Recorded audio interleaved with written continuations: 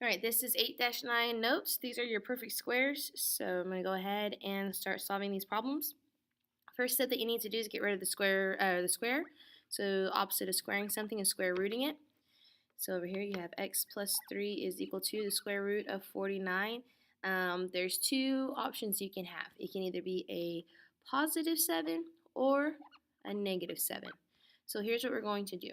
We're going to split these up and we're going to have two different equations. We're going to have x plus 3 is equal to 7, and then we're going to have x plus 3 is equal to negative 7. Alright, so to solve this first one, we're going to subtract 3 from both sides. So we end up getting x is equal to 4. And then the second one, we're going to subtract 3 from both sides, and we'll end up getting x is equal to negative 10. So our answers here will be x is equal to negative 10 and 4.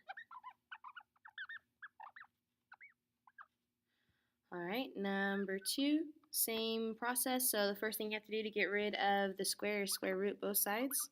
So you have y plus 6 is equal to the square root of 1 can be two things. It can be a positive 1 or it can be a negative 1. So we're going to split this up to two equations. The first one we'll have is y plus 6 is equal to 1. The second one is y plus 6 is equal to negative 1. We're going to solve for y.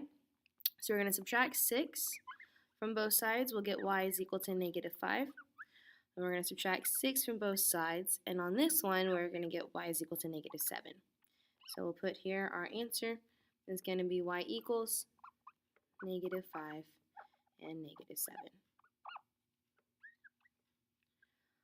Alright, number 3. Again, you got to get rid of the square. So to get rid of the square, you have to take the square root. So you have 2x plus 1 is equal to, the square root of 1 can be a positive 1 or it can be a negative 1. So what that means is we're going to have two different equations. First equation we'll have is 2x plus 1 is equal to 1. The second equation we'll have is 2x plus 1 is equal to negative 1. So to solve for x on these, we are going to subtract 1 from both sides. So here we get 2x is equal to 0. And then we can divide both sides by 2. So we have x is equal to 0. On the other side, we can subtract 1 from both sides. So we have 2x is equal to negative 2.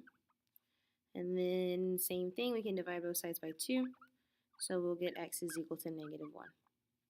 So here, my final answer can be x is equal to negative 1 and 0. Or 0 and negative 1. Doesn't matter. Alright, number 5, same exact process. So we're going to square root both sides to get rid of the square. So you have 4x plus 3 is equal to, they can either be 5 or it can be a negative 5. So this means we're going to have two equations. So one equation will be 4x plus 3 is equal to 5. The other equation will be 4x plus 3 is equal to negative 5. Okay, so to solve this, first thing I'm going to do is I'm going to subtract 3 from both sides. So I have 4x is equal to 2. And then to get x by itself, I'm going to divide both sides by 4. So when I reduce that, my final answer, x is equal to 1/2. Alright, same thing on the other side, subtract 3 from both sides. So I get 4x is equal to negative 8. Divide both sides by that 4. And when I reduce this, we get x is equal to negative 2. So final answer, x is equal to negative 2 and 1/2.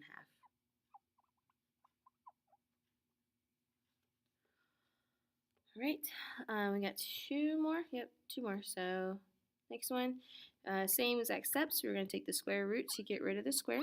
So m minus 7 is equal to, square root of 49 needs either positive 7 or negative 7. So this means we're going to have two equations. First equation I'll have is m minus 7 is equal to 7. Second one, same thing, except it's now going to equal to the negative 7. To solve this, I'm going to add 7 on both sides. So we get m is equal to 14. And we're going to add 7 to both sides. And on this one, negative 7 and positive 7 will give you 0. So m is equal to 14 and 0. Okay, last one. So same exact process. To get rid of the square, we got a square root. So you have 3h minus 2 is equal to 2, or negative 2. So that means we have two equations. So we have 3h minus 2 is equal to 2.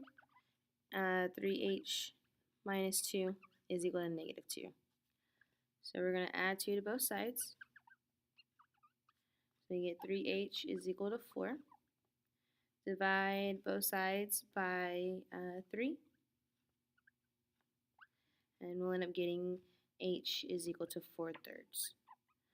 On the other one, the exact same steps, we're going to add 2 to both sides. So we get 3h is equal to 0. Divide both sides by 3.